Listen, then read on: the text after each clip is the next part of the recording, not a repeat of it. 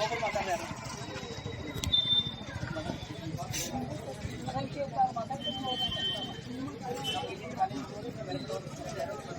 ವಿಶ್ವವಿದ್ಯಾಲಯ ನನಗೆ ತುಂಬ ಹೆಲ್ಪ್ ಆಗಿದೆ. ಏಕೆಂದರೆ ಯಾವುದೋ ಒಂದು ಕೋರ್ಸ್ ರಿಜಿಸ್ಟ್ರೇಷನ್ ಆಗಲಿ ಏನಾದರೂ ತಪ್ಪಾದರೆ ಇಲ್ಲೇ ಜಮಖಂಡಿಗೆ ಹೋಗಿ ತಿದ್ದುಪಡಿ ಮಾಡ್ಕೊಂಡು ಬರ್ಬೋದು.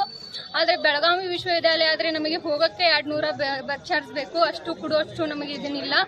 ಆದ್ದರಿಂದ ಬಾಗಲಕೋಟೆ ವಿಶ್ವವಿದ್ಯಾಲಯ ಮುಚ್ಚಬಾರದೆಂದು ನಾವು ವಿದ್ಯಾಲಯ ಎಂಬುದನ್ನು ನಾವು ಪ್ರಸ್ತುತಪಡಿಸಿದ್ದೀವಿ. ಅಲ್ಲಿಂದ ಪ್ರಾರಂಭವಾಗಿ ಈ ಲಜ್ಜೆಗೆಟ್ಟ ಸರ್ಕಾರ ಏನಿದೆ ಕಾಂಗ್ರೆಸ್ ಸರ್ಕಾರ ತಮ್ಮ ಶಿಕ್ಷಣ ಸಚಿವರು ಮತ್ತು ಇನ್ನುಳಿದ ಸಚಿವರ ಖಾಸಗಿ ಶಾಲೆಗಳಿಗೆ ಲಾಭವಿಲ್ಲ ಎಂಬ ಕಾರಣಕ್ಕಾಗಿ ಸರ್ಕಾರದಿಂದ ಬಂದಂತ ಈ ವಿಶ್ವವಿದ್ಯಾಲಯಗಳನ್ನು ಮುಚ್ಚುವ ಹುನ್ನಾರ ನಡೆದಿದೆ. ಈ ವಿಶ್ವವಿದ್ಯಾಲಯ ಮುಚ್ಚುವ ಮೂಲಕ ಬಡ ಮತ್ತು ಕೂಲಿ ಕಾರ್ಮಿಕ ಮಕ್ಕಳ ಜೀವನವನ್ನು ಕಸಿದುಕೊಳ್ಳುವ ಸರ್ಕಾರ ಇದಾಗಿದೆ. ಯಾಕಂದ್ರೆ ನಾವು ಜಮಖಂಡಿಯಲ್ಲಿ 7 ವಿಭಾಗಗಳನ್ನು ಪ್ರಾರಂಭ ಮಾಡಿದ್ದೀವಿ. ಸ್ನಾತಕೋತ್ತರ ಪದವಿಗಳು ಪೋಸ್ಟ್ ಗ್ರಾಜುಯೇಷನ್ ನಾವು ಕ್ಲಾಸಸ್ ಚಾಲು ಮಾಡಿದಾಗ ಇಲ್ಲಿ ತನಕ ಪ್ರತಿಯೊಂದು ಬ್ಯಾಚ್ ಒಳಗೂ ಹೆಣ್ಣು ಮಕ್ಕಳ ಅತಿ ಹೆಚ್ಚಾಗಿ ನಮ್ಮಲ್ಲಿ ಪ್ರವೇಶಾತಿ ಪಡೆದಾವ. ಮತ್ತು ಇಲ್ಲಿ ತನಕ ಸುಮಾರು 35,000 ವಿದ್ಯಾರ್ಥಿಗಳು ನಮ್ಮ ಬಾಗಲಕೋಟೆ ವಿಶ್ವವಿದ್ಯಾಲಯ ಒಳಗೆ ಕಲಿಯಾಕತ್ತಾವ.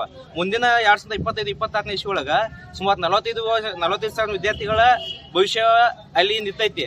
ಪ್ರತಿ ವರ್ಷ ಇವರು ಈ ರೀತಿಯಾಗಿ ವಿಶ್ವವಿದ್ಯಾಲಯ ಬಂದ್ ಮಾಡ್ಕೊತ ಹೋರ ಮುಂದಿನ ದಿನಮಾನಗಳಲ್ಲಿ ನಾವು ವಿಶ್ವವಿದ್ಯಾಲಯ ಮುಂದೆ ಕೂತ ಆಮರಣ ಉಪವಾಸ ಸತ್ಯಾಗ್ರಹವನ್ನು ಹಮ್ಮಿಕೊಳ್ತೀವಿ.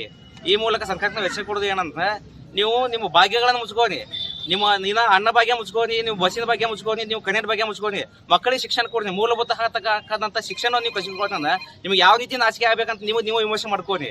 ಈ ಮೂಲಕ ನಾವು ವಿದ್ಯಾರ್ಥಿಗಳು ಮತ್ತು ಎಲ್ಲ ದಲಿತ ಪರ ಸಂಘಟನೆಗಳು ಮತ್ತು ಅವಳಿಗೆ ಎಲ್ಲ ಗ್ರಾಮದ ವಿದ್ಯಾರ್ಥಿಗಳ ಕೂಡಿಸಿಂದ ಸರ್ಕಾರಕ್ಕೆ ಎಚ್ಚರಿಕೆ ನೀಡ್ತೀವಿ. ಇದೇ ಇನ್ನು 15-20 ದಿವಸ ಒಳಗಡೆ ಈ ವಿಷಯವನ್ನು ವಾಪಸ್ ತಗೋಬೇಕು. ವಾಪಸ್ ತಗೊಳ್ಳದೆ ಅಥವಾ ಇನ್ನು ನೀವು ಬಿಲ್ ಪಾಸ್ ಮಾಡಿದಾನ ಜಮಖಂಡಿ ನಾವು ರಾಜ್ಯದಂತ ಉಗ್ರ ಹೋರಾಟ ಮಾಡ್ತೀವಿ.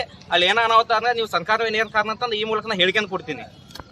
ದಿನಾಂಕ 21/2/2025 ಸಾವಳಿ ಹೋಬಳಿ ನಾಡ ಕಾರ್ಯಾಲಯದಲ್ಲಿ